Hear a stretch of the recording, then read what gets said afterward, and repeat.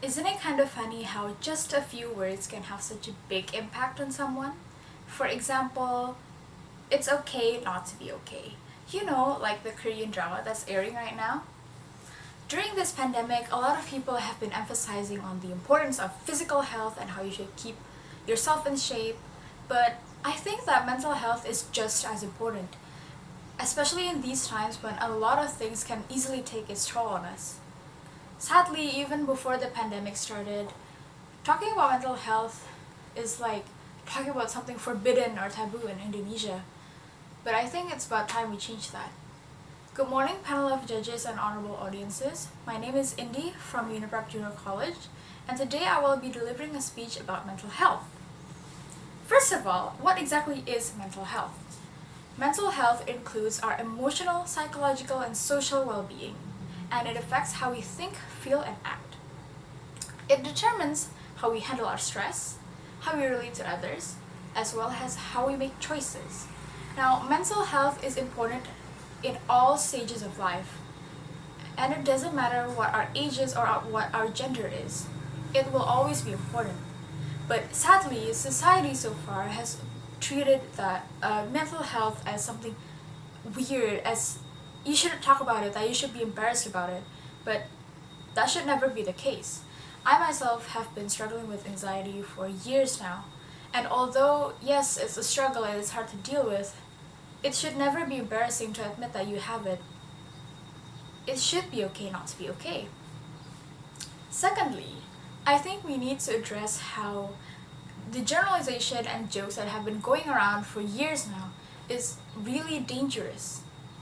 Oh, I have OCD. I can't stand looking at messy things. Do you actually have OCD? Do you know what it is? Have you yourself said this? Or have you heard anyone else said this? Obsessive compulsive disorder, or OCD, is much more complex than just, oh, I can't stand messy things. It's much more complex than that, and people who have actually been diagnosed with it struggle with it every day. And I think it's very, very, very unfair that the internet, the general public, can make these jokes, can easily make light of disorders and mental health problems, but when someone that actually struggles with something comes up or opens up, they're ridiculed, they're shunned.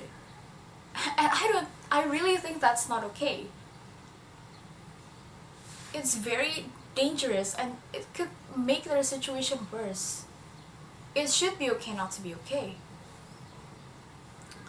Some people may think that talking about mental health or raising awareness on it it's useless, it's weird, it's out of the norm. But that's exactly how society have made people who struggle with mental health problems and disorders feel for years. Some people may be born with disorders, some people may experience trauma. There's a lot of factors that can affect someone's mental health. And mental health problems are actually common to come across. You could be the fittest athlete in the world and you can still have mental health problems. But that's okay. It should be okay not to be okay. Normalize going to psychiatrists. Normalize seeking professional help. Normalize listening to your friends when they're trying to open up about their mental health issue to you, and don't invalidate their feelings. Because I've been there before. I'm talking from personal experience. I've opened up to someone that I thought I could trust, but then I ended up getting hurt in the end.